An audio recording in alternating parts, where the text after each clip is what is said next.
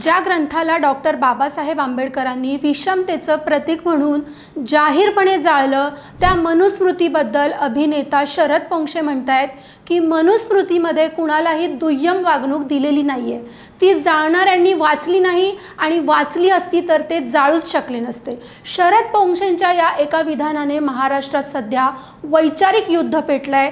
पण बाबासाहेबांनी मनुस्मृती का जाळली? खरंच त्यांनी मनुस्मृती न वाचताच जाळली होती का? ती जाळण्यामागे त्यांचा सामाजिक हेतू काय होता? मनुस्मृतीमध्ये असं काय होतं? सगळं जाणून घेऊयात या व्हिडिओमधून. त्यासाठी व्हिडिओ शेवटपर्यंत पहा. नमस्कार, मी आरती शिंदे आणि तुम्ही पाहताय लगावबत्ती. लहानपणी मुलीनं तिच्या वडिलांच्या छत्राखाली असावं आणि लग्नानंतर तिच्या पतीचं निधन झाल्यानंतर तिनं तिच्या मुलांच्या कृपेवर राहावं. पण कोणत्याही परिस्थितीत महिलेने स्वतंत्र असू नये. मनुस्मृतीच्या 5व्या अध्यायात अशा अर्थाचा 148वा श्लोक आहे. हे झालं महिलांच्या बाबतीत. दुसरं, मनुस्मृतीच्या 10व्या अध्यायात आणि श्लोक 125 मध्ये लिहिलंय की शूद्रांना खाण्यासाठी उष्ट अन्न, नेसण्यासाठी फाटलेली जुनी वस्त्र आणि झोपण्यासाठी जुनी अंथरुणं द्यावीत. जर शूद्राने ब्राह्मणाला नाव घेऊन शिवी दिली तर त्याच्या तोंडात 10 अंगुळे लांब लोखंडी सळई तापवून खुपसावी.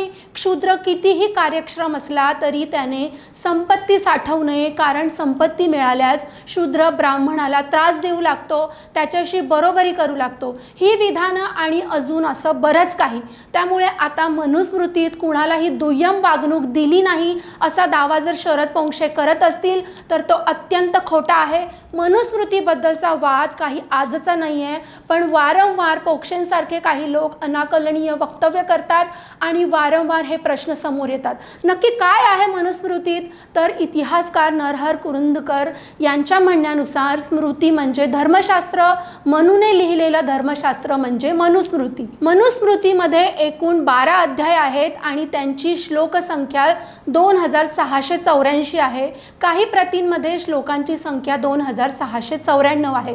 पण ह्या मनुस्मृतीतले दलित आणि स्त्रियांवर काही श्लोक भयंकर वादग्रस्त आहेत आणि त्यातून गेल्या कित्येक वर्षांपासून ह्या 2 वर्गांवर नेहमीच अन्याय होत आलाय. मनूने त्याच्या पुस्तकात 5 वर्ण सांगितले होते: ब्राह्मण, क्षत्रिय, वैश्य, शूद्र आणि अतिशूद्र.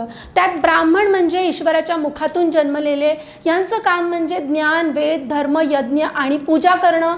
त्यांना सगळ्यात वरचं स्थान दिलं गेलं. त्यांचं म्हणणं, त्यांचे नियम म्हणजे समाजाचं संविधानच. दुसरे क्षत्रिय म्हणजे ईश्वराच्या हातातून जन्मलेलं.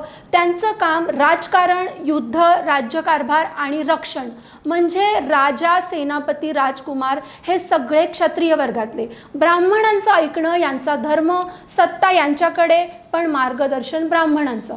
तिसरे होते वैश्य, ईश्वराच्या मांडीतून जन्मलेले. यांचं काम व्यापार, शेती, गोपालन आणि कर गोळा करणं. समाजाची अर्थव्यवस्था यांच्या खांद्यावर होती, पण ब्राह्मण आणि क्षत्रियांची सेवा करणं हे त्यांचं धर्मकार्य. चौथे होते क्षुद्र, ईश्वराच्या पायातून जन्मलेले. यांचं काम इतर तिन्ही वर्णांची सेवा करणं, पण फक्त सेवा करणं. त्यांना शिक्षणाचा हक्क नाही, संपत्तीचा अधिकार नाही. मनुस्मृतीनुसार शूद्रांनी आयुष्यभर इतरांची सेवा करावी, शिवाय त्यांना शिक्षा केल्यासही पाप लागत नाही. आणि 5वे होते अतिशूद्र, म्हणजेच या सगळ्यांच्याही खाली असणारा, चांडाळ, प्राणी मारून खाणारे वगैरे. त्यांची सावली पडणं देखील पाप मानलं जायचं. या अतिशूद्रमध्येच यायची बाई म्हणजे स्त्री. ऐकून धक्का बसला ना? पण होय, या सर्व मानवजातीला जन्म देणारी आणि नवसृजनाचं प्रतीक असणारी स्त्री मनुस्मृतीनुसार अतिशूद्र होती.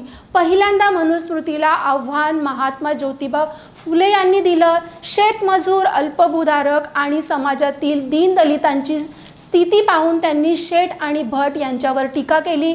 मनुस्मृतीवर देखील त्यांनी टीका केली. पुढे 25 डिसेंबर 1927 रोजी तत्कालीन कुलाबा आणि आत्ताच्या रायगड जिल्ह्यातल्या महाडमध्ये मनुस्मृतीचं डॉक्टर बाबासाहेब आंबेडकर यांनी दहन केलं. आणि याचं कारण त्यांनी त्यांच्या फिलॉसॉफी ऑफ हिंदुइझम या ग्रंथात लिहिलंय. बाबासाहेब म्हणतात की मनूने चातुर्वर्ण्यांचा पुरस्कार केला होता. चातुर्वर्ण्यांचं पावित्र्य राखावं अशी शिकवण मनूने दिली होती. त्यातूनच जाती व्यवस्थेला प्रोत्साहन मिळालं. मनूने जाती व्यवस्था निर्माण केली असं म्हणता जरी येत नसलं तरी त्याची बीजं मनूनेच पेरली आहेत.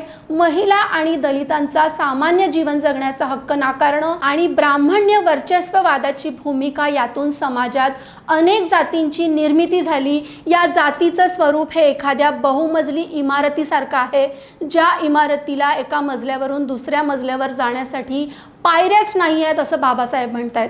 चातुर्वर्ण्य निर्माण करून मनूने श्रमाचं विभाजन नाही तर श्रमिकांचं विभाजन केलं आणि म्हणूनच बाबासाहेबांनी मनुस्मृती जाळली होती आणि ती जाळल्याच्या इतक्या वर्षानंतर पोंक्षे म्हणतायत की मनुस्मृती जाळणाऱ्यांनी वाचलीच नाही, वाचली असती तर ते जाळूच शकले नसते। फक्त इतकंच नाहीये तर पोंक्षे पुढे असंही म्हणालेत की ह्या हिंदू धर्मातली प्रत्येक धर्मग्रंथ महान आहेत। हजारो काळांपूर्वी आमच्याकडे सर्व शोध लागले आहेत। मोठमोठ्या आजारांबाबतची माहिती आमच्या धर्मग्रंथांमध्ये नमूद आहे, मात्र मेकॉलेच्या शिक्षण पद्धतीने आमचा धर्म, संस्कृती आणि परंपरांचा अभ्यास करू न देता केवळ गुलाम केले। आता यावर राष्ट्रवादी काँग्रेस शरदचंद्र पक्षाचे प्रदेश सरचिटणीस तसंच प्रवक्ते सुनील माने यांनी प्रखर टीका केली आहे। माने म्हणालेत की मनुस्मृती बाबासाहेबांनी वाचली म्हणूनच त्यांनी ती जाळली। जगातला सर्वात जास्त पुस्तकांवर प्रेम करणारा माणूस जेव्हा एखादं पुस्तक फाडतो किंवा जाळतो, त्या अर्थी तो ग्रंथ किती दर्जाहीन असेल हे त्यांनी अगोदर समजून घेतलं पाहिजे। चातुर्वर्ण्य व्यवस्थेत दलितांना आणि सर्व जाती धर्मातील स्त्रियांना अतिशय गलिच्छ वागणूक देणारा ग्रंथ म्हणजे मनुस्मृती आहे, हे सर्वांनाच माहीत आहे। अशा परिस्थितीत कोणत्या मनुस्मृतीवर पोंक्षे चर्चा करतायत हे समजत नाहीये। त्यांनी मुळात स्वतः तो ग्रंथ वाचलाय का? माझ्याकडे मनुस्मृती आहे, कधीही त्यांनी मनुस्मृती माझ्याकडून घेऊन जावं आणि त्यावर त्यांच्यात हिंमत असेल तर खुली चर्चा करावी असा इशाराही त्यांनी दिलाय। बाबासाहेबांसारख्या अभ्यासू व्यक्तीवर, त्यांच्या एकूण बौद्धिक क्षमतेवर पोंक्षेसारख्या माणसाने प्रश्नचिन्ह उपस्थित करायचं जर कारस्थान सुरू असेल तर आम्ही त्याला सडेतोड पद्धतीने उत्तर देऊ, हे त्यांनी लक्षात ठेवावं असा इशाराही माने यांनी दिलाय। तर हा आहे मनुस्मृतीचा खरा चेहरा, जो आजही महान म्हणून आपल्या समोर मांडला जातो। पण जेव्हा आपण त्यातील श्लोक आणि त्यामागची मानसिकता पाहतो तेव्हा प्रश्न पडतो, ज्या ग्रंथाने स्त्रियांना अतिक्षुद्र मानलं आणि शूद्रांच्या तोंडात तापलेली सळई खुपसण्याची भाषा केली, त्यांचं समर्थन कशासाठी? आता ह्या सगळ्याबद्दल तुमचं मत काय कमेंटमध्ये नक्की सांगा आणि अशाच माहितीसाठी लगावबत्तीला सबस्क्राईब करायला विसरू नका।